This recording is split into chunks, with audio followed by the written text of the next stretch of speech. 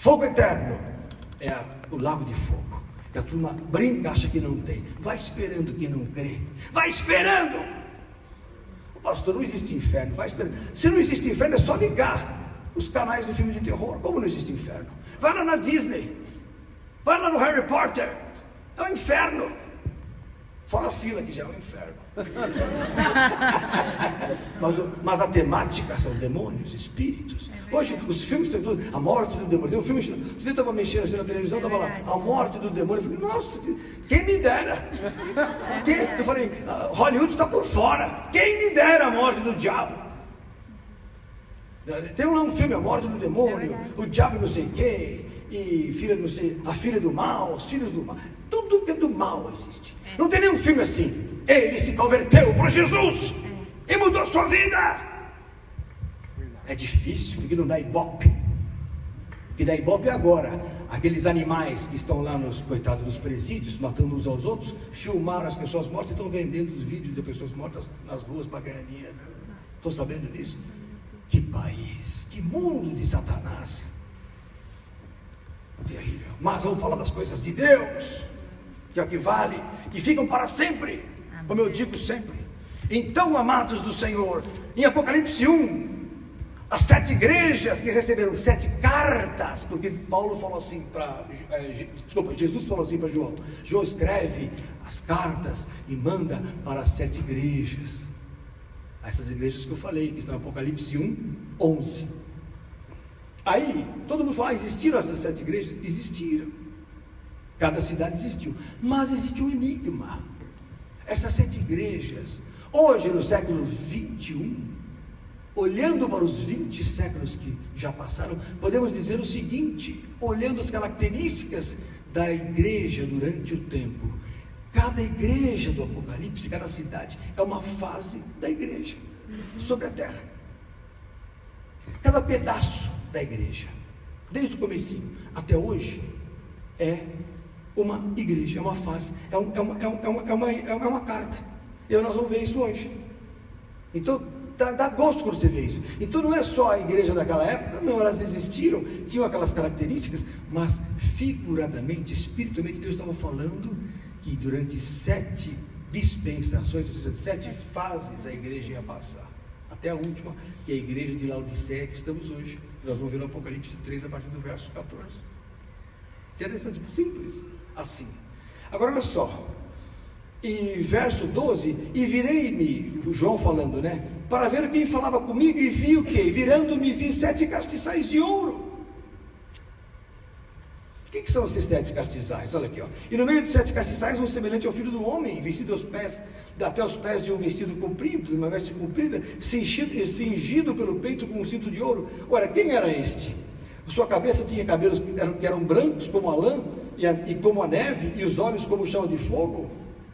Seus pés semelhantes a latão reluzente, como se estivesse sido refinado numa fornalha, e a sua voz como de muitas águas. Ele tinha na sua destra 7 estrelas, e da sua boca saiu uma aguda espada de 2 fios, e o seu rosto era como o sol, quando na sua força resplandece. Quem é este? Jesus. Como é que eu sei isso? Só lê lá em Daniel capítulo 7, eu já li essa semana passada, Daniel 7, 9, é a descrição de Jesus. O sol dele brilha como o sol, porque Jesus é o sol, nosso Deus é um sol. Lá em Malaquias capítulo 4, verso 2, fala que Deus é um sol, ele vem como o sol, né? Para aquele que crê no nome dele, nascerá o quê? O sol da justiça, e salvação trará debaixo das suas asas. Então Deus é um sol.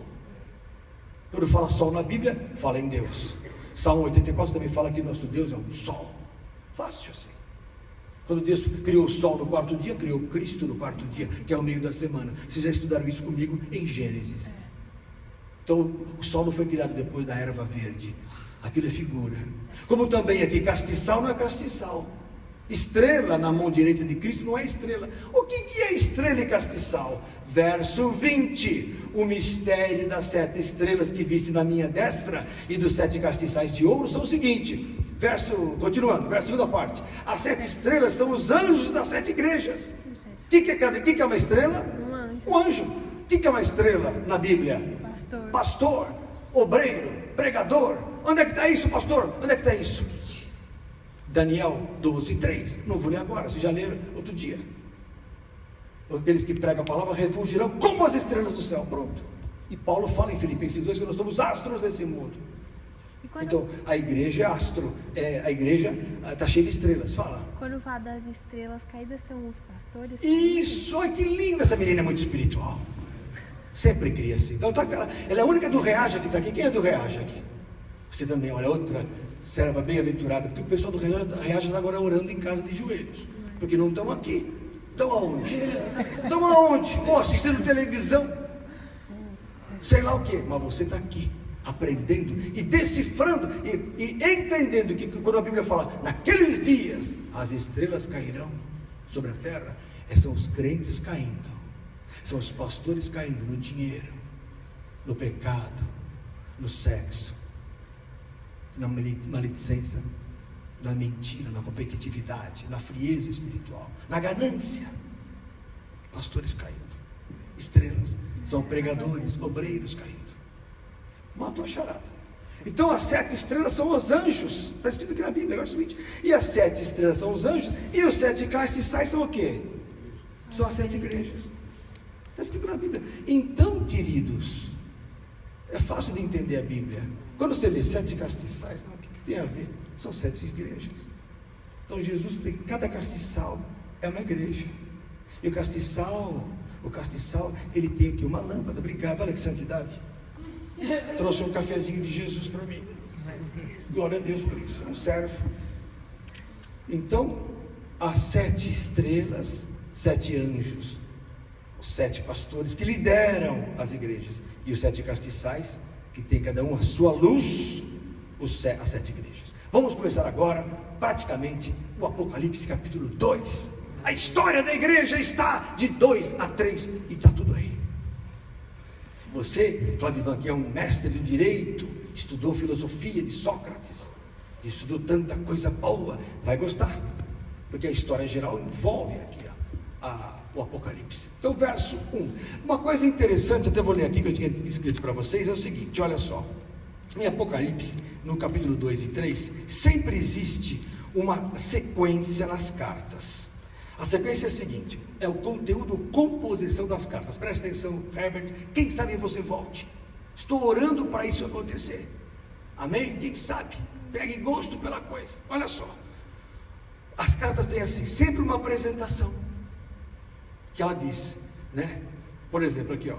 Escreve ao anjo da igreja que está em Éfeso, verso 1. Isto diz aquele que tem na sua destra as 7 estrelas e anda no meio dos 7 castiçais. Quer dizer, quem é esse? Jesus. Então ele se apresenta. E assim no outro, ó, verso no capítulo 8, ó. Isto diz o princípio e o último. É Jesus também. Em Pérgamo a mesma coisa. Isto diz aquele que tem a espada aguda de 2 fios. Então sempre na primeira parte da carta está escrito que uma apresentação de Cristo, uma característica de Jesus. Isto diz aquele que tem as estrelas. Isto diz aqui, entendeu? Segunda parte é comentário, crítica. Por exemplo, verso 2 de Apocalipse 2:2. Eu sei as tuas obras, o teu trabalho, a tua paciência, que não pode sofrer os maus e tal. Então no capítulo 2, verso 2. No verso 9, eu sei as tuas obras, e tribulação, e pobreza. Ele começa a dar características daquela igreja, que no caso, daquela fase da igreja de Cristo sobre a terra. Nós vamos dar números aqui. Vou dar os anos que acontecem.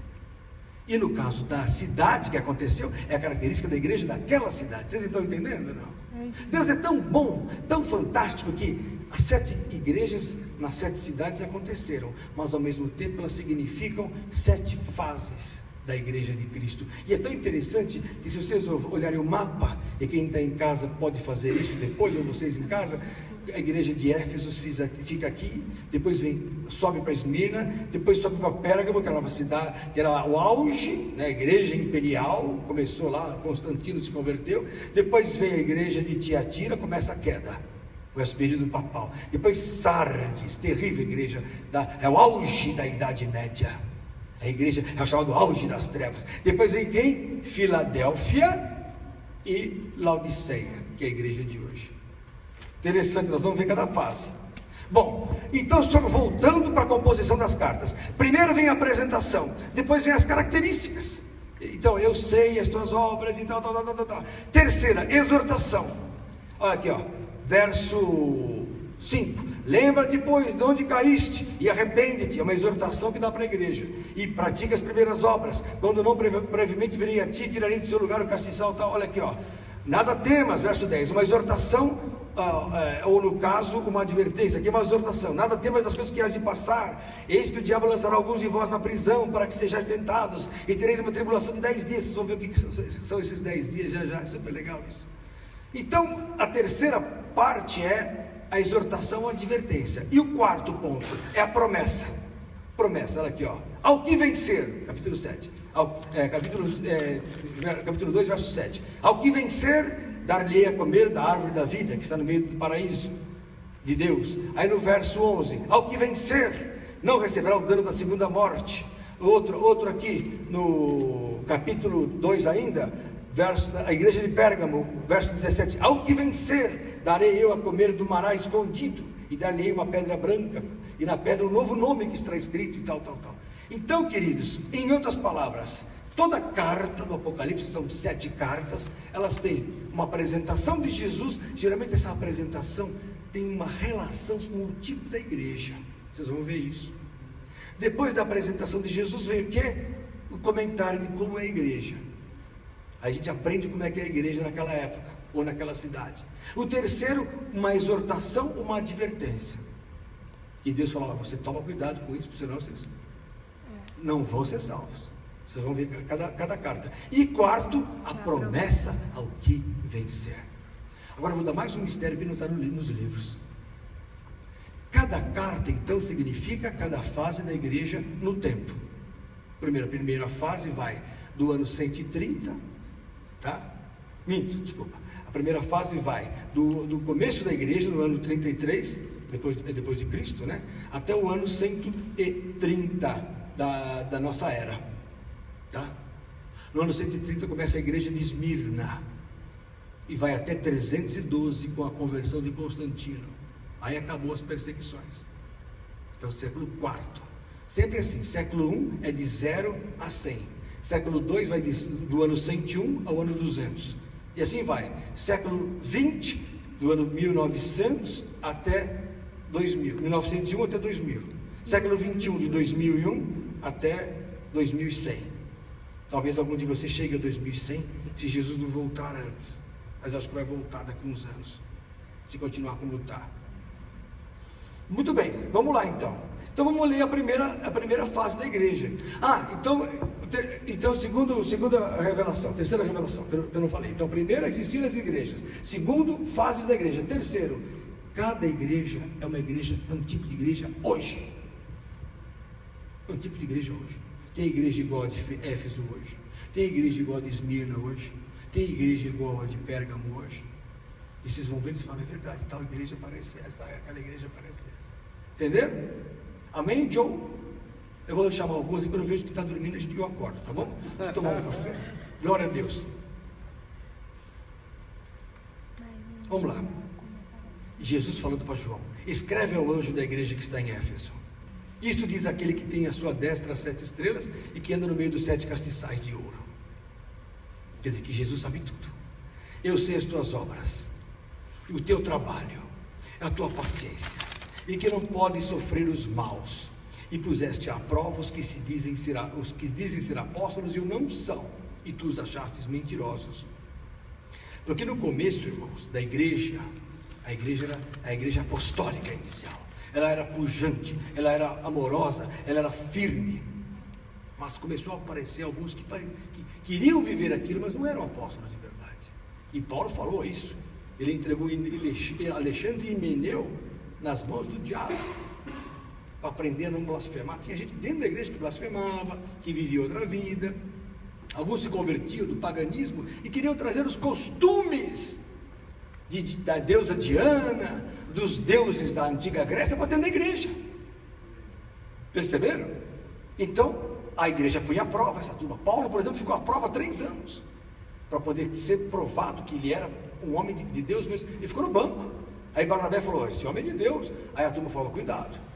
Ele falou que se converteu, mas lembre-se que ele tinha uma carta para destruir e matar. e prender todos os crentes de Damasco. No caminho de Damasco, Paulo, na época Saulo, teve uma visão de Jesus. Vocês sabem disso, está lá em Atos capítulo 9. Dizem que caiu do cavalo, ou caiu do céu, de onde ele tivesse, ele caiu no chão, e em terra, ficou cego. Apareceu uma visão que disse: Saulo, Saulo, por que me persegues? Aí na hora ele falou: quem é, Senhor? Não sabia.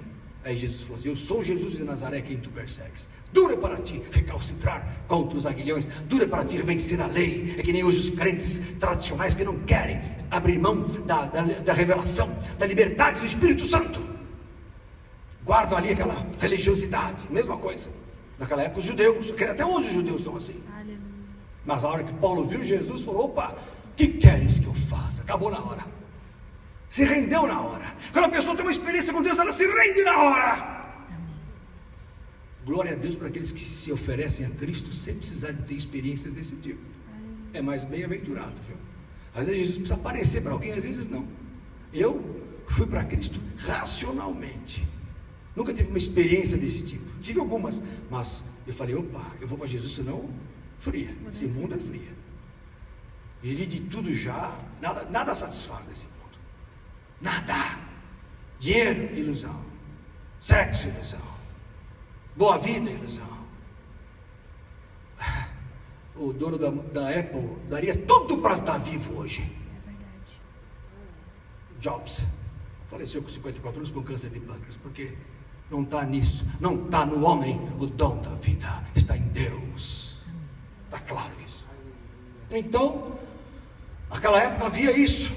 Então o que ele diz: eu sei as tuas obras, o teu trabalho, a tua paciência, para que era uma igreja abençoada, e que não pode sofrer os maus, e puseste a prova os que dizem ser apóstolos e não são, e tu chamastes mentirosos, e sofrestes, e tens paciências, e trabalhaste pelo meu nome, e não te cansaste, porque era aquela fase fantástica, em que os apóstolos viviam unidos, e buscavam a Deus, e pregavam. Eles saíam nas ruas para pregar o evangelho, todos vendiam o que tinham, e viviam em comum. Está lá em Atos capítulo 2, abra lá.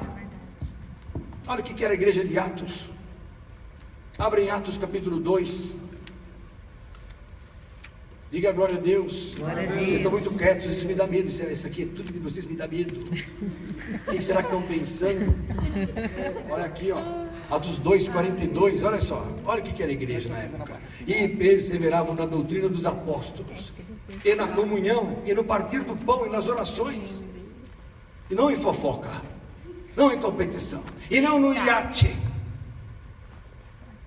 não nos desejos da carne, mas viviam ali, ó, nas orações, no partir do pão. Em cada alma havia temor, e muitas maravilhas e sinais se faziam pelos apóstolos, e todos os que criam estavam juntos e tinham tudo em comum. O comunismo nasceu de Atos 2:42 e 48. Karl Marx, que era um crente desviado, para quem não sabe, os comunistas que me assistem, os petistas comunistas que me assistem, saibam que Karl Marx, que deu origem ao comunismo e socialismo, era um crente desviado e baseou toda a teoria do capital em Atos 2:42 e 48. Para quem não sabe, fique sabendo. Só ler aqui, ó. Então, você que fez direito, um homem sábio, vê que eu não estou mentindo, certo? Ou então me ajuda a mentir juntos. Verso 44. Todos os que criam estavam juntos, tinham tudo em comum, vendiam suas propriedades e fazendas e repartiam com todos. Olha o comunismo.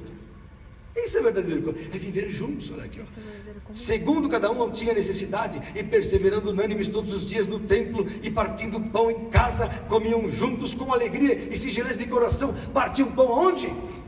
Em casa, nos grupos familiares, ou chamado RDAs, nas redes de amigos, nas células, nos lares. Igreja nos lares. A igreja tem que estar nos lares, porque quando vier a grande perseguição, ninguém vai entrar na tua casa, é o teu lar. É verdade.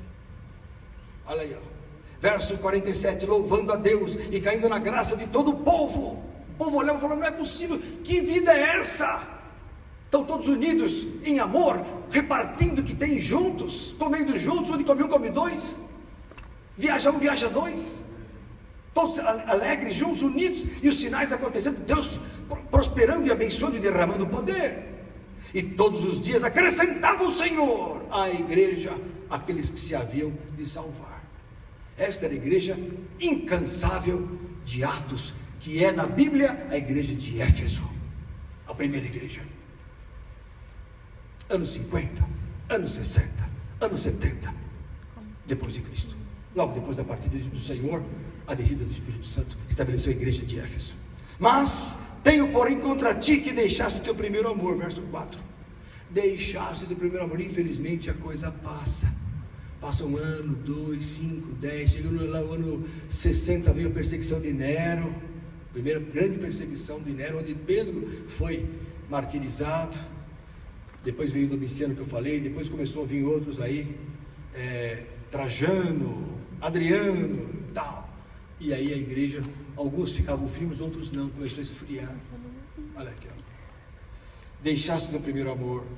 Lembra-te, pois, de onde caíste e arrepende-te. Diz, volta para onde você caiu. E eu digo hoje para a igreja de Cristo que está nessa fase caindo: volta da onde, arrepende-te de onde caíste e olha aqui, pratica as primeiras obras. Deus sempre dá chance da gente restaurar o quê? Dá um restart aonde? No teu GPS espiritual. Volta. Não está dando certo a vida? Volta. Volta lá atrás. O que aconteceu? Vamos voltar. Estava tudo bem aqui, eu orava, eu jejuava, eu buscava, Deus curava, a gente não falava palavrão, estava tudo tão bem. Vamos dar o restart. Vamos voltar às primeiras obras. É o que diz em Apocalipse: pratica as primeiras obras. Quando não, brevemente a te virei e tirarei do seu lugar o teu castiçal, se não te arrependeres. Se não houver arrependimento, não tem essa de salvação para sempre. É preciso voltar ao primeiro amor. É preciso voltar ao fogo da paixão por Cristo. O Senhor é um fanático. Se não for assim, é melhor então ir para Macumba. Tem que ser para valer. Crente tem que ser, cristão tem que ser para valer. Eu, quando era do mundo, era o campeão de mundanismo. Fui o melhor atirador do CPOR. Desculpe lembrar, em 1984, peguei segundo lugar no tiro ao alvo em 500 e poucos homens, 560 homens, lá no CPOR de São Paulo. Eu era o médico da turma. Mas como é que você atirava bem? Porque eu era cirurgião. Tinha uma mão precisa. Pum! Depois que eu me converti, joguei minhas armas no meio do rio. Pode cavocar lá na Bíblia que vocês vão achar os 4 revólveres. Diante de Deus. E fiz um pacto com ele. E nunca mais ninguém me apontou uma arma. Por quê? Porque tudo é espiritual. Aquele que tomar da espada, pela espada morrerá. Pedro cortou a orelha do homem, né? E Jesus falou: mete essa espada na bainha, Pedro. Porque aquele que vive da espada, aquele que tomar da espada, pela espada morrerá. Isso aconteceu com um amigo meu, Tenente Sanches, em 1984, médico. Ele era dentista, eu era o médico e ele era o dentista do CPOR. Andávamos juntos, compramos armas juntos. Só que eu me converti. Não deu tempo de pregar para o Sanches. Ele foi comprar um Benjamin lá na Angélica, em fevereiro, sei lá, do outro ano. Chegou lá, estava tendo um assalto, ele puxou a arma dele, o ladrão foi mais rápido e deu um tiro no Sanches. Pegou o tiro aqui, assim, na raiz do pescoço, matou o Tenente Sanches. Eu fui no velório. Aí Jesus falou assim lá, havia aquele todo mundo chorando. Aí Jesus falou assim: aquele que tomar da espada, a espada morrerá. Acabou. Para mim acabou ali. Falei, acabou. Que adiantou andar armado? Nada.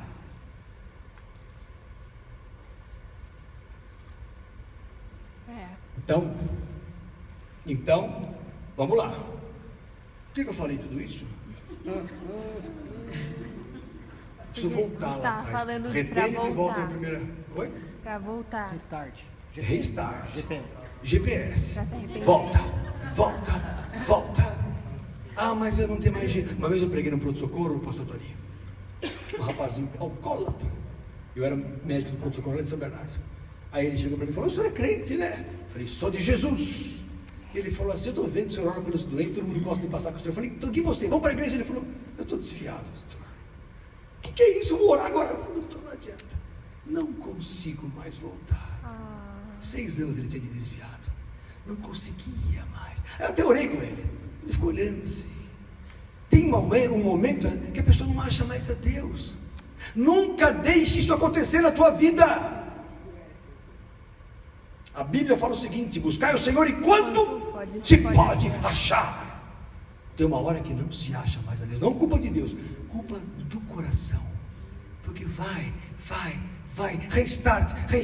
Tem uma hora que conflito, o sistema não acha mais. Aquele homem não achava mais a Deus. Ficou uma dó daquele homem. Ele via ele gostava, doutor, e bêbado, bafo de pinga. Não que eu seja contra a pinga, não é isso. Não, mas ele não buscava, ele não achava mais alegria. É que nem está lá em Hebreus, não sei porque eu estou lendo isso, mas vou ler lá em Hebreus, capítulo 12, abra lá. Tem uma hora que o cristão, seja ele católico, espírito que for, não acha mais a Deus. Isso é muito triste. Como Esaú, olha lá, Hebreus capítulo 12, olha só essa. Irmãos amados do Senhor, presta atenção. Olha aqui, ó, verso 16, verso 15, tendo cuidado de que ninguém se prive, Hebreus 12, 15, ninguém se prive da graça de Deus e de que de nenhuma raiz de amargura brotando vos perturbe e por ela muito se contamine. Tem gente dentro da igreja amargurada. Olha só, Herbert, tem gente dentro da igreja que fica amargurada porque o pastor não trata bem, porque o diácono não dá bola, porque pensava que a igreja era uma coisa, não é. Irmãos, homens são homens, Deus é Deus. Cuidado com a raiz de amargura, que brotando pode contaminar a muitos. Verso 16, e ninguém seja fornicador, ou fornicário, ou profano como Esaú, que por um manjar vendeu o seu direito de progenitura, porque bem sabeis que querendo ele ainda depois herdar a bênção, foi rejeitado, porque não achou lugar de arrependimento, ainda que com lágrimas o buscou. Novo Testamento, não estou lendo o Velho Testamento, Novo Testamento. Cuidado que Esaú perdeu a bênção, não conseguiu achar depois, porque brincou com as coisas de Deus. Até certo ponto Deus suporta, mas tem uma hora que você fala assim, estou no limite, chega! Vamos voltar a buscar ao Senhor. Não vale a pena não ser como no primeiro amor. Ah, mas a turma antigona fala que não é bem assim. Estão todos cegos, os crentes velhos estão cegos. Eu soube de um pastor famoso que está pregando que esse negócio de número da besta é besteira. Irmãos, que perigo! Falou que não é bem assim o chip, que pode receber o chip. Vai entrar nessa para você ver. Chip é 666 de Satanás. Eu não arriscaria. Não vale a pena. Mas não vou falar nada porque o amor tem que prevalecer até o dia D, o famoso dia D. Amém? Volte para Apocalipse. Vamos acabar aí, Éfeso. Está gostando ou não? Sim. Verso 6. Tens, porém, aí, primeira igreja, isto, que aborreces as obras dos nicolaítas, as quais eu também aborreço. Quem sabe o que é a obra de nicolaítas, que era o Nicolau, bispo Nicolau desviado da época? Alguém lembra? Sabe o que é isso? Era um homem que defendia a liberdade do corpo para dentro da igreja. Não tem problema ser fornicário, não tem problema ser homossexual, não tem problema ter várias poligamia, porque era isso que acontecia no templo de Diana. Na antiga Grécia, aqueles templos de Hércules, de Diana, de Bacos, de Dionísios, aqueles templos dos antigos deuses, todos viviam uma coisa chamada prostituição sagrada. Por exemplo, vocês vão estudar na história geral, pode pegar lá, o indivíduo, por exemplo, era da deusa Diana, ele era sacerdote da deusa Diana, ele tinha direito de se deitar com a mulher que ia casar naquela noite com o marido e pertencia àquela seita. Então a primeira noite não era do marido, era do sacerdote. Oi? Também, mas isso aí era oficial. Aí o pessoal se converteu, queriam trazer esses costumes para onde? Para a igreja. Aí Nicolau falou, não chega nisso, mas o poligamia não tem problema. Chama-se doutrina dos nicolaítas, que Deus aborrece. Que é o quê? Casa com outro, fica com um, fica com outro. É a poligamia. Cada dia com um. Que hoje está no mundo. No mundo dos jovens hoje vive a doutrina dos nicolaítas. O rapaz chegou no meu consultório, falei, e aí, está namorando? Falou, não, agora eu estou livre, doutor, agora cada dia uma. Falei, que pena.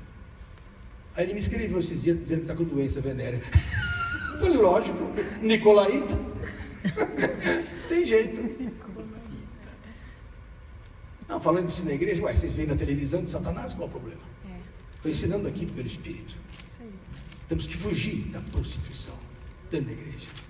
Ainda que muitas vezes a gente sem querer tem que ouvir, tem que ver, ouçamos coisas erradas, falemos coisas erradas, tem uma hora que fala, chega. Deus fala, chega. Aborrece a doutrina dos nicolaítas, como eu também aborreço. E eles faziam isso naquela igreja. Eles cortavam quem era dessa doutrina. Quem tem ouvidos, ouça o que o Espírito Santo diz às igrejas. Ao que vencer, dar-lhe de comer da árvore da vida, que está no meio do paraíso de Deus. Primeira igreja, então, essa igreja que aconteceu até o ano 130. Quando então vem a segunda igreja, a segunda carta, a segunda fase da igreja de Cristo, já no século II. É a chamada igreja de Esmirna. A palavra Esmirna significa mortificação. Mirra é mortificação. E mortificação não precisa falar, né? Sofrimento. É a igreja mais sofrida. É a fase da igreja mais tribulada. É a fase da igreja mais martirizada. Morreram, segure-se, morreram 7 milhões de cristãos nesta fase. 7 milhões, metade da cidade de São Paulo. Morreram torturados, crucificados, queimados, comidos nas arenas dos leões, dos leopardos, das feras, trucidados, cortados, atormentados. Mas Deus amou essa igreja e não tem uma exortação, não tem uma advertência para ela. Não falou mal nenhuma. É a única igreja, única carta que não tem nenhum mal contra ela. Vamos ler, olha só. E ao anjo da igreja que está em Esmirna, quer dizer, nessa fase, escreve: isto diz o primeiro e último, que foi morto e reviveu. Como dizer assim, você vai estar morrendo aí, mas eu revivi, vocês também vão reviver. Então tudo que Jesus descreve dele mesmo é o que vai acontecer com a igreja. Tive morto, revivi, vocês também estão sendo mortos na tribulação, mas vão reviver. Amém. Eu sei as tuas obras. Olha aí, a tribulação, porque é a igreja mais tribulada, a fase mais tribulada. E pobreza, porque não tinha templo, porque a perseguição dos imperadores acabou com os templos. Primeiro que Tito já tinha acabado com os judeus. O imperador Tito, no ano 70 depois de Cristo, invadiu Jerusalém e promoveu o quê? Como é o nome em história? O que ele promoveu? Diáspora. Isso cai em vestibular. Quem vai fazer vestibular aqui? Levanta a mão. Não vão fazer vestibular, então vocês estão perdoados. Quem já fez vestibular? Levanta a mão. Estudaram só para a prova, não sabe nada.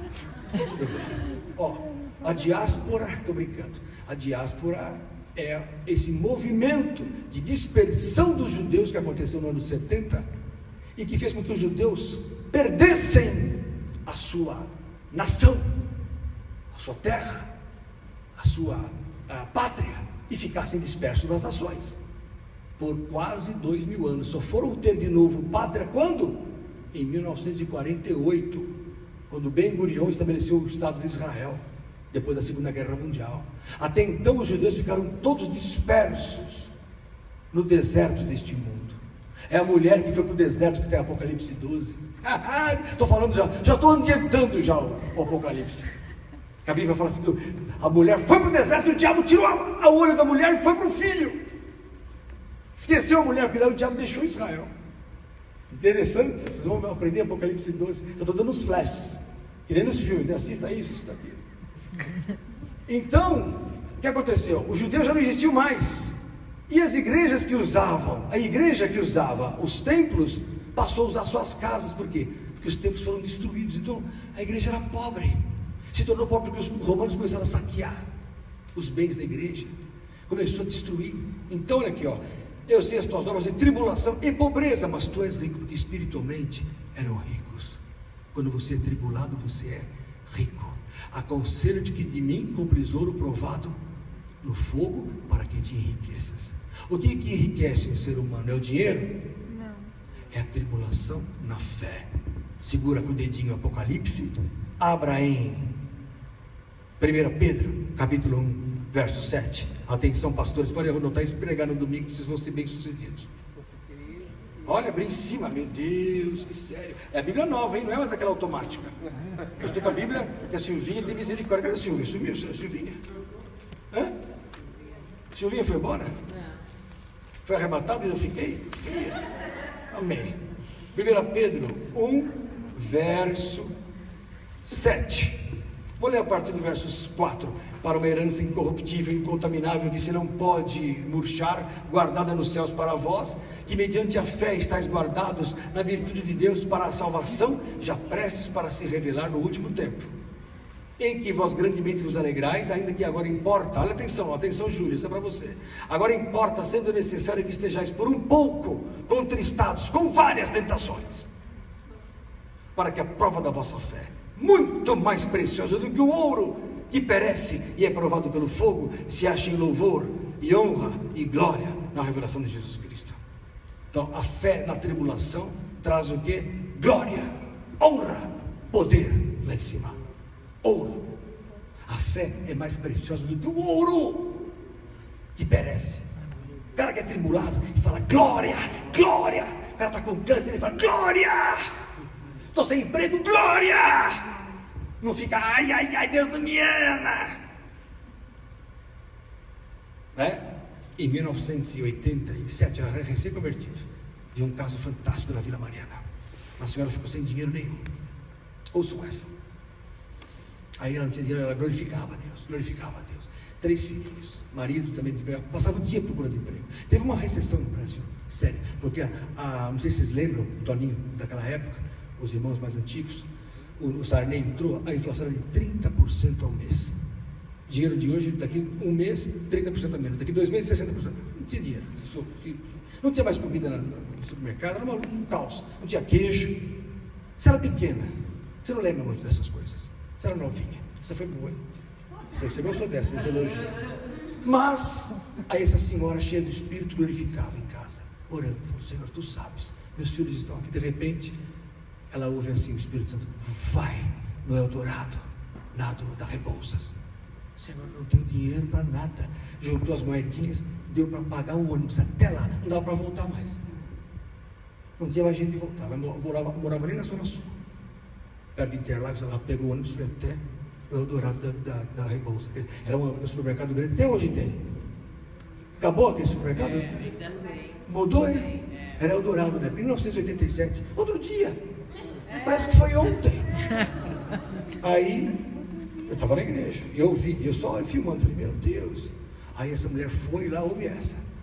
Chegou no supermercado sem dinheiro nenhum. Meu Deus do céu, o que eu faço? Ela gelou, estava branca. Aí Deus falou assim, enche o carrinho. Pegou o carrinho e começou a encher. Lógico, primeiro pão, macarrão, arroz, feijão, coitada, leite. Aí encheu o carrinho e Deus falou assim, para com isso, você vai encher de Danone para os seus filhos, vai encher de sucrilhos para os seus filhos. Falou assim, Deus falou assim, vai pôr Toddy para as crianças. Deus não tem dinheiro, Senhor Santo. Mas ela falou, amém, cheio de Espírito, orando e jejuando, encheu de carrinho de coisa. Falou, bom, glória a Deus, encheu. Pôs um negócio no outro, assim, no carrinho, começou a levar. Na hora que ela chegou assim, Deus falou assim, ela olhou assim, falou, e agora, Senhor?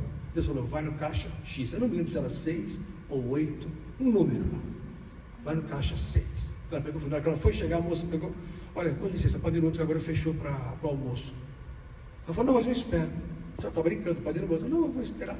Bom, a pessoa falou, está esperando o marido, está esperando alguém. Ela ficou lá parada, lá perto, no caixa. Senhor, glória a Deus, glória, sabe, glória. Passou meia hora e tal. Vem assim um anúncio, senhoras e senhores, estamos no Eldorado, e aqui sempre é o melhor preço, e não sei o quê. E digo mais, aquele que chegar primeiro no caixa 6 terá todas as contas pagas, e a perua do Eldorado levará para a sua casa as compras. Ela já estava no 6, ela chegou lá, glória a Deus, todas as contas pagas, em nome do Senhor Jesus. Glória a Deus. Eu vi aquilo acontecendo. O Senhor supre em glória a fé daqueles que glorificam na amargura e tribulação. Já contei para vocês uma vez, vou contar outra agora. Cheguei uma vez em Pariquera-Sul, também nessa mesma época, para operar. Eu era cirurgião, tinha me convertido naquela época. Era do mundo, fui para lá no mundão. Depois voltei para lá, já professor de cirurgia, convertido, com a Bíblia embaixo do braço. Cheguei lá, o pessoal esperando um Lenilton malandro, né? Chegou lá o doutor Lenilton de Jesus. Aí os médicos, foi, meu filho, glória a Deus, agora eu sou de Jesus. Eu era assim, eu era mais doido que hoje. Hoje ainda fico meio assim, os médicos, para não respeito. Mas eu era assim, glória a Deus.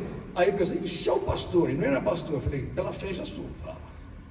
Aí cheguei lá, era a época do Sarney, não tinha na cidade queijo, não tinha na cidade carne, só tinha ovo e arroz no hospital, há 3 meses. Tinha dado um pane no Brasil, vocês lembram disso? Aí cheguei lá, o pessoal, o Ricardo, um colega meu, falou, Nilton, é da mesma turma. Eu falei, a coisa está feia. Nós dois íamos liderar uns 15 médicos, pediatras, ginecologistas, clínicos gerais, cardiologistas e cirurgiões. Eu era cirurgião e chefe da equipe, que é o que mais comanda uma equipe de urgência.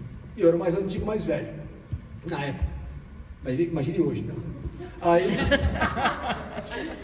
era o médico da turma, né? Aí, você vê que a molecada operava. Cheguei lá, aí a turma, ei, rapaz, tá uma desgraça. Ninguém come carne aqui. Carne, que é isso, gente? Só se for do defunto, o pessoal, mas que carne, rapaz, que ovo, porque meu ovo, o cara tá amarelo, tanto comer ovo. Eu falei, gente, peraí, agora eu sou de Jesus. O pessoal, ixi, se vocês quiserem operar, vocês me obedeçam. Eu falei, olha, era assim. E Jesus falou, para glorificar, então vamos glorificar porque não tem carne. Era assim. Cheguei numa terça para quarta-feira. Falei, vamos glorificar a Deus. Fala glória a Deus, Ricardo. Glória a Deus. Falei, glória a Deus. E eu fazia de coração. Eles lá no deboche. Eu de coração. Terça-feira. Quarta-feira. Todo mundo com o ovo, eu, glória a Deus. Quinta-feira, de manhã, capota um caminhão em Jacupiranga, uma cidade antes de Pariquera Sul. Quem conhece sabe. Vindo para Miracatu. Do sul. Quem conhece a região sabe. Uma curva que tem lá, um caminhão, 16 toneladas de carne do Rio Grande do Sul. O caminhão capotou, não aconteceu nada com o motorista, porque Deus é bom, e a carne estava segurada, foi doada para a rodoviária falou, bom, o hospital é a prioridade, ligar para o hospital, escuta, olha, temos 16 toneladas de carne, a gente vai doar umas 5 toneladas para vocês. Aí o pessoal, Lenilton, que boca é essa? Não passou nem 2 dias, meu. Já tem carne saindo pelos ouvidos. Falei, agora vocês vão dar glória a Deus. Deu glória a Deus. Deus inverte tudo. Dá glória a Deus na tribulação. Suporta, que nem Esmirna. Eu sei as tuas obras de tribulação e pobreza, mas tu és rico. Porque a riqueza vem quando você passa na tribulação glorificando. Acabei de provar isso em 1 Pedro 1,7. E a blasfêmia dos que se dizem judeus e não são, mas são a sinagoga de Satanás. Nada temas das coisas que hás de padecer. Olha, só padecimento. Eis que o diabo lançará alguns de vós na prisão, para que sejais tentados, e tereis uma tribulação de 10 dias. Eu fui pesquisar, 10 dias. O que eu encontrei na história geral? 10 perseguições nesse período. 10 dias, 10 perseguições. Só para vocês saberem, Nero a primeira, Domiciano a segunda, Trajano a terceira, vocês ouviram falar disso? Adriano a quarta, até o ano 138, Antônio Pio, de 138 a 161, Marco Aurélio, aquele que casou com a Cleópatra, 161 a 180, Sétimo Severo, ano 200, Décio, foi o antepenúltimo, 249 a 251, uma grande perseguição, Valeriano, 253 e 260, e a pior de todas, o último, a 10ª perseguição, Diocleciano, de 284 a 305, uma das piores, sob o governo de Domiciano, as ruas de Roma, foi ele e o Nero, o primeiro dos piores, que fazia tochas humanas na cidade de Roma. Vocês agora não dão, vocês nem imaginam o que é isso. E depois, Domiciano, as ruas corriam sangue, assim, rios de sangue. Chegou a morrer 70 mil numa noite com Domiciano. Depois de 305 ele morreu, entrou Constantino. Em 312 Constantino, tendo uma guerra contra os bárbaros, teve uma visão no céu de uma cruz, e ele falou, Senhor, se tu és verdade, me ajuda a vencer essa guerra contra os bárbaros. Não sei se era contra os hunos ou Ixos, sei lá. E ele venceu.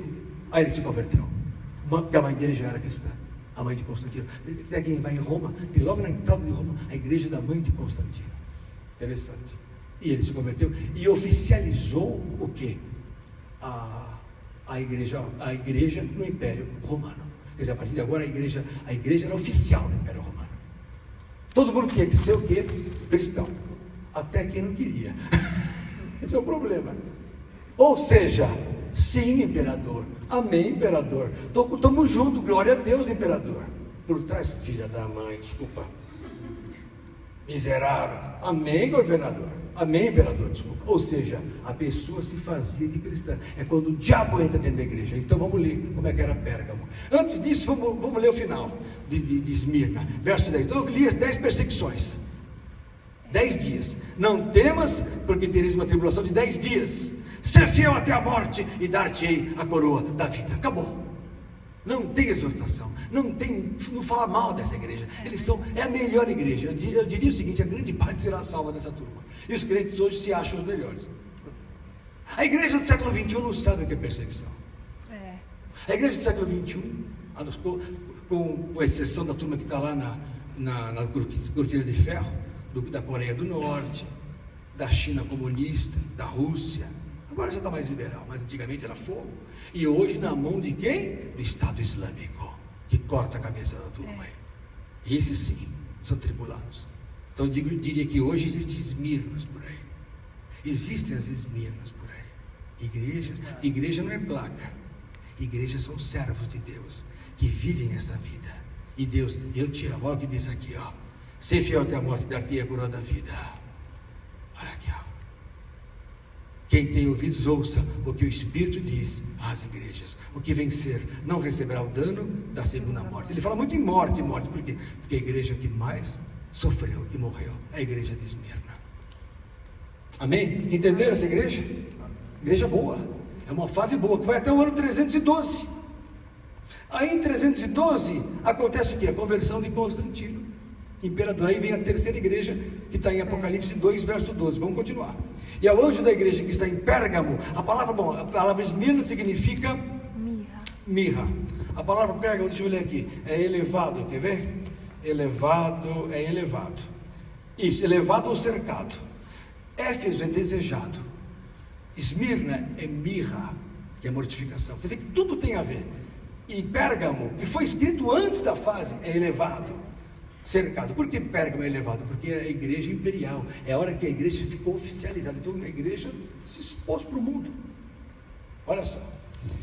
E o anjo da igreja que está em Pérgamo escreve: isto diz aquele que tem a espada aguda de 2 fios. O que é a espada aguda de 2 fios? Palavra de Deus. Onde está isso? Você vai ser uma grande pregadora. Corta mais do que uma espada de 2. A palavra onde de está Deus. isso? Hebreus 4:12. Essa menina é uma capacidade. O Reage devia usar você para pregar lá, em vez de ficar fazendo coisa lá.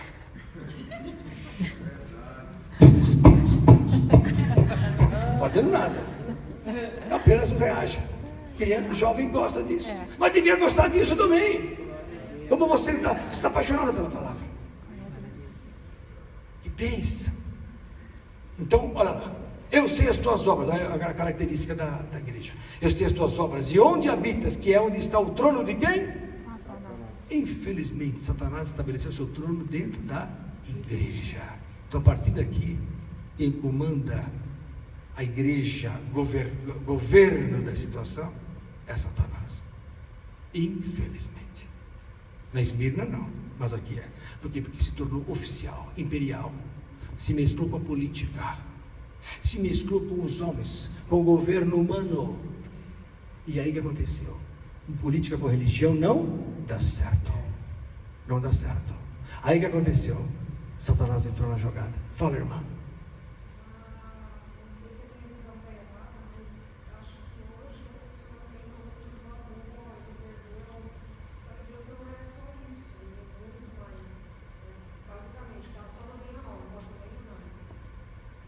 Amém. Nós temos que buscar, tomar cuidado com a sutileza do inimigo. Você vai ler agora o resto. Ó. Onde está o trono? E reteis o meu nome e não negaste a minha fé. Ainda nos dias de Antipas, minha fiel testemunha, o qual foi morto entre vós, onde Satanás habita. O Antipas era um pastor que foi martirizado por não adorar o imperador. Porque infelizmente Você sabe que o imperador era chamado de Senhor na época de Jesus. O único que era chamado de Senhor era o Aurélio, o Nero, toda aquela turma de imperadores que existiram, os Césares, todos eram Senhor, Ave César, salve César. Só que esse Antipas era um pastor tão cheio de espírito, falou assim: adorar só Jesus. Aí atormentaram o homem. Mesmo na época em que a igreja estava junto com o imperador, você tinha que adorar o imperador. Então começou a confusão. Perceberam? Por isso que Antipas, aconteceu isso. Ele foi, olha, ainda nos dias de Antipas, minha fiel testemunha, ele foi fiel a Deus, o qual foi morto entre vós, onde Satanás habita. Então Deus defendeu Antipas naquela época, e acontecia isso: quem não adorasse o imperador era excluído, ainda sofria perseguição. E vou dizer mais: nesse século IV, que é o ano 300 e pouco para frente, aconteceu o seguinte: a igreja começou a se tornar imperial, oficial. Então todo mundo era cristão. Aí virou então começaram a se construir igreja. Você vai em Roma hoje, cada esquina é uma igreja, mas igrejas grandes, não é que nem hoje as igrejinhas pequenas que a gente vê por aí. Eram igrejas grandes, templos enormes. Ou aqui nasceu Jesus, construíram um templo lá. Ou aqui Jesus parou, outro templo lá. E assim, você vai em Israel, cheio de igreja. Você vai em Roma, cheio de igreja. Naquela região, só igreja. Você vai na Espanha, cheio de igreja. A Europa todo dia, qualidade de igrejas. A Ásia todo dia, cheia de igreja. Então, só que os verdadeiros cristãos, com olhos espirituais, começaram a ver que o mundanismo tinha entrado na igreja. Aí o que eles fizeram? Foi o primeiro, chamado Santo Antônio. Santo Antônio foi o primeiro monge. Quem eram os monges? Eram homens de Deus que resolviam sair da cidade, do mundanismo, que se tornou cristianismo, e ir para as montanhas, ou ir para o deserto, ou ir para os lugares que não tinham ninguém, quietinho, as cavernas, e ficavam lá orando, buscando a Deus em santidade. Aí o pessoal sabia, falava assim: olha, Antônio está lá, orando, buscando, ele tem o dom de cura, vai lá que você vai ser curado. O Antônio está lá, vai lá que você vai buscar lá que ele vai falar com você, Deus vai falar. Então o pessoal começou a buscar esses monges, então formaram-se núcleos, chamados mosteiros. Os monges começaram a formar mosteiros, eram lugares onde esses homens de Deus estavam, e onde pessoas que não queriam mais o mundanismo do cristianismo imperial, que era aquela igreja misturada com bagunça, que o imperador, lógico, perdeu a santidade, a igreja perdeu, então eles queriam uma vida mais monástica, mais santa, mais reclusa, mais isolada. Então eles formaram esses núcleos chamados mosteiros. Agora vocês entenderam o que é um mosteiro. É um lugar onde um santo, o que é um santo? Um homem de Deus, que nem vocês, que queria o quê? Buscar Deus isoladamente, saía.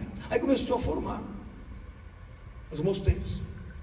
Tanto é que, por exemplo, Jerônimo, nessa mesma época, que era do mundão, São Jerônimo era terrível, mulherengo de primeira. Aí ele teve uma experiência com Deus forte. Aí ele formou um mosteiro, pôs mulher lá e viveu em santidade. Ele falou para mortificar a carne. Você acredita? Você precisa ver a história de Jerônimo. Tanto é que ele escreveu a Bíblia Vulgata Latina. Foi o primeiro a escrever, traduzir a Bíblia para o latim.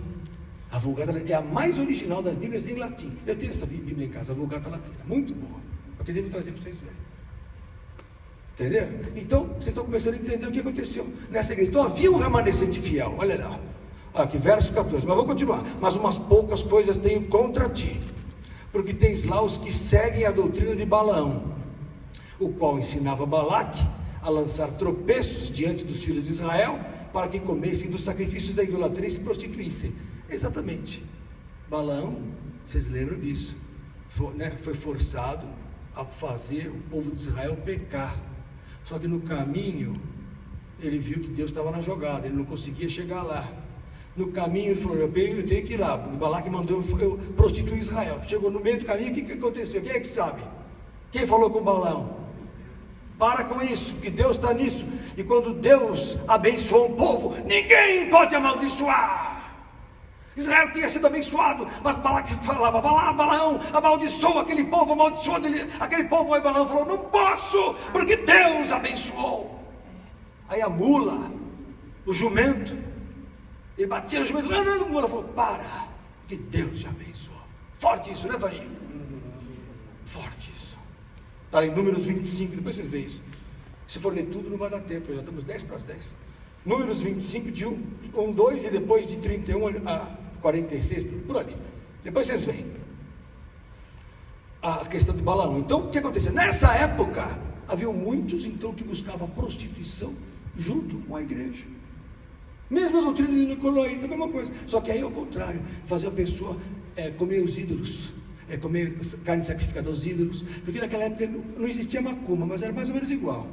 Eles pegavam uma carninha e ofereciam para Hércules, oferecia lá para a deusa não sei o que lá, Afrodite, depois dava para comer a turma lá, a macumbada. Aí, quer dizer, ele fazia a pessoa se contaminar com os ídolos. Mais ou menos que não mudou, os demônios são os mesmos, só mudou o nome. Lá era Afrodite, lá era a Melissa, que é a deusa Melissa, eram deuses cabeludos, adoradores de Melissa, eram todos cabeludos, né? E o deus Bacchus, que era do vinho, esses deuses, e a turma adorava esses deuses. Hoje é o Zé Pilintra, lá era o vinho, hoje é o Zé Pinguinha, é a proibida, é a sei o que lá e tal, qual é o nome daquela outra? Sedução, como é que é o nome daquela outra cerveja? Como é que é? Devassa, o nome da cerveja, Devassa. Sabe o que é Devassa? Mundana.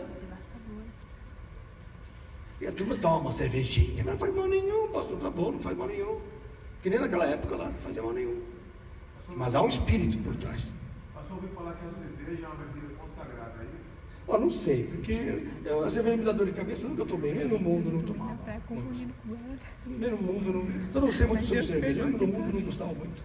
Mas não sou contra, vocês podem beber, façam o que vocês quiserem. Cada um vai dar conta de si mesmo a Deus. Pastor não pode proibir nada. Eu sou contra a proibição. Se vocês quiserem sair daqui e ir para a prostituição, é o problema de vocês. Se quiserem sair daqui e ir para o centro de macumba, é o problema de vocês. O que eu estou pregando é a palavra de Deus. Eu sei que estão sendo criticados, mas eu não estou nem aí. Não é isso que aquela moça canta, não estou nem aí, não estou nem aí. Não tem uma moça que canta, não estou nem aí. Não tem uma moça que canta isso? Como é o nome daquela moça de Satanás? Luca. Ela se converteu já, não? E eu também falo, não estou nem aí com ninguém. Cadê a Silvinha? Glória a Deus para a Silvinha. Escondida. Vocês perceberam? Então, vamos continuar. Mas poucas coisas, tá aí, verso 15, assim tens também os que seguem a doutrina dos nicolaítas, o que eu aborreço, de novo a turma na prostituição. Então a igreja, depois de Esmirna para cá, a coisa complicou, virou prostituta aqui, Nicolaítas, arrepende-te, pois, quando não em breve virei a ti, e contra eles batalharei com a espada da minha boca, com a palavra. Quem tem ouvidos, ouça o que o Espírito diz às igrejas. Ao que vencer, darei eu a comer do maná escondido. O que é o maná escondido? É o que eu estou pregando para vocês. É o conhecimento escondido da palavra de Deus. A palavra tem conhecimento escondido por trás dela. É um segredo para os que temem. Está lá no Salmo, 14, 25. O segredo do Senhor é para os que o temem, e Ele fará saber o seu conserto. O Senhor tem um segredo, e Ele fala aqui, para aqueles que vencerem, darei eu a comer o maná escondido, e dar-lhe-ei uma pedra branca, e na pedra um novo nome escrito, o qual ninguém conhece, senão aquele que o recebe. Sabe que nos céus nós vamos ter um novo nome, Esse nome de vocês, esse negócio de Claudivan, pode esquecer. Mas isso, Lenilton. O pessoal pergunta, qual o seu e-mail, pastor? Lenilton@hotmail. Nossa, fácil, esse nome? É o único de 7 bilhões de pessoas, é o único. Lenilton@hotmail, é o único, sou eu. Por quê? Esse nome, no céu esse é outro. Está escrito um novo nome, porque eu não escolhi esse nome. Nem você escolheu esse, nem você. Agora Deus vai nos dar um, que é o que Ele sabe o nosso coração, o que nos agrada. É isso. Deus é bom. Ou vocês pensam que vocês vão ficar no céu batendo asa? E aí, como é que está aí, Herbert? Quantos milhões de anos ainda faltam? É eternidade, não. Tem gente que fala assim para mim, para que eu vou me converter? Para ir para o céu bater asa? Não, você é um ignorante. Porque há um universo inteiro a ser visitado por pelo menos 13 bilhões de anos-luz. que é o universo conhecido. Há trilhões de galáxias a ser visitadas, porque o novo corpo que vamos receber, como está em 1 Coríntios capítulo 15, não tem tempo nem espaço que o segure, não tem matéria. É que nem Jesus, que os apóstolos estavam lá em João, no Evangelho de João, Jesus, os apóstolos estavam trancados, com medo dos judeus, com medo dos romanos, com medo de todo mundo. De repente Jesus se apresenta no meio deles, com a porta fechada. Jesus entra e fala: paz seja convosco. O novo corpo passa paredes. O novo corpo vai habitar na Jerusalém celestial. O novo corpo é etéreo, é diferente. Não é com essa carne que fica com reumatismo, com pedra no rim, com dor na mão, não sei o que, dor de cabeça. Acabou! É útero, é menstruação, e não sei o que. Eu não sei de nada disso, mas é verdade. Sei como médico, mas as mulheres sofrem. Por isso que elas ganham 7 a 10 anos a mais que os homens. Sabe que as mulheres vivem mais que os homens, né? É verdade. 7 a 10 anos. Eu acho que é uma recompensa se contar todas as menstruações que passaram. E ainda por cima, se matar alguém na TPM, não vai presa. Quem está na TPM, isso é muita maldade com os homens. Sabia, Dimas, se você bater no Claudio Van Eyck no TPM, não acontece nada. Nem se matar, né? Acontece. Você vê que injustiça? Mas então, irmãos, mas esse corpo será substituído por um corpo glorioso. É o corpo glorificado. Esse corpo nós teremos lá no céu, para vivermos as coisas que não passaram pela nossa cabeça e não subiram ao nosso coração. Lá em 1 Coríntios 2 fala assim: não subiu ao coração do homem o que Deus tem preparado para aqueles que o amam. Ah, mas por que não fala claro que a turma se arrepende e se converte? Não, Deus não quer interesseiros. Deus não quer a pessoa que vai para o céu só para dar trabalho. Deus quer os que o amem primeiro, aí recebe a recompensa depois. É que nem a Bela e a Fera. Desculpa lembrar esse desenho de Satanás, mas a Bela começou a amar a Fera. Aí o prêmio foi o quê? Ele virá príncipe. Interessante esse desenho, né? Ela amou o que é feio e recebeu a bênção. Então hoje a gente ama Jesus no invisível, ganha as bênçãos depois olhando face a face. É muito bom. Não vale a pena não se converter. Não vale a pena não ser de Jesus. Não vale a pena não vir na igreja. Mas está chovendo, vai na igreja. Deus não sabe que está chovendo? Deus não sabe que você não tem dinheiro? Deus não sabe tua vida? Não sei. Bom, então não é fé. Fé é o seguinte: eu vou, Ele está comigo. Começa a falar com Ele sozinha. Tem gente que é biruta e fala sozinho com nada. Fala com Jesus pelo menos. Eu tenho pacientes que são birutas e falam com nada. Então fala com Jesus. Amém? Amém? Vamos continuar ou vamos acabar? 10 horas. Olha lá. Acabou. Então, esse aqui é um tempo que vai até 590. Então, de 312 a 590 é a igreja, é a fase inicial das trevas. Em 590 começa o papado oficialmente, por isso que é um marco. O primeiro papa foi o Clemente I, foi um papa bom. Papa bom.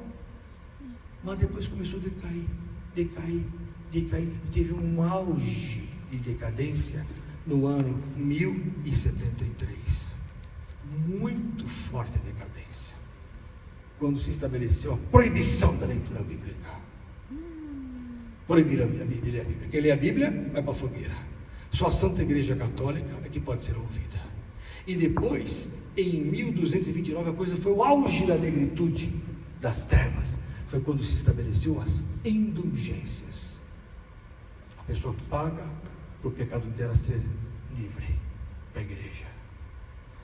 Dízimo era tudo para a igreja, só que o dízimo ao contrário, era 90% da igreja.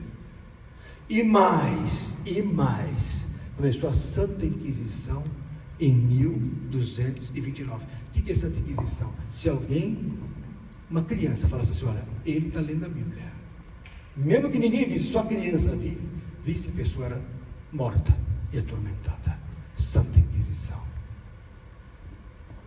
Vieram alguns povos, que eu vou falar na semana que vem, que fugiram do Império Romano, no norte da Itália, no sul da França e nas montanhas da Suíça.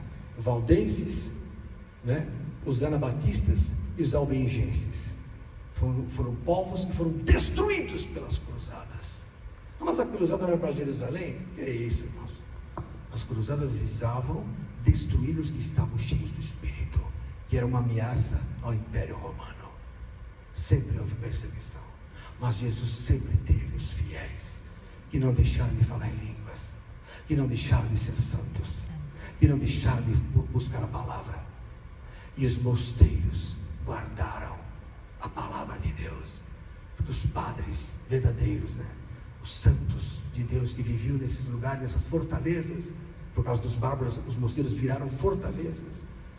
E esses homens de Deus só tinham uma prática, fora cultivar a comida, era escrever a Bíblia e mantê-la nessa integridade que nós temos hoje.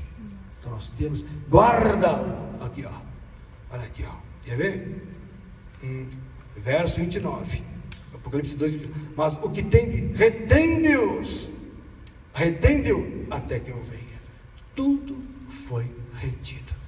Vou voltar a falar isso semana que vem com mais detalhes e vamos avançar até o final da história e começar já a outra fase. Amém? Amém. Glória a Jesus. Vamos ficar de pé. Alguma dúvida? Antes disso, alguma dúvida? Pode ir. Alguma dúvida?